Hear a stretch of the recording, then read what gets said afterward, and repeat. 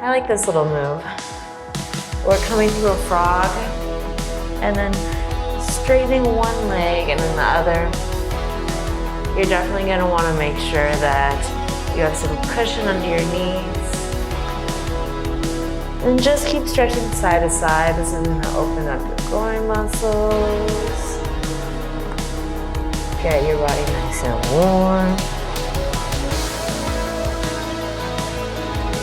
Emphasis on moving slow, being intentional. No reason to rush the stretching process. It's all about being more effective with your stretching, and that's why I'm here. It does still take time to get flexible, you guys. It's not like you're gonna do one yoga class and get more flexible. You have to constantly be stretching the rubber band. That is your muscles.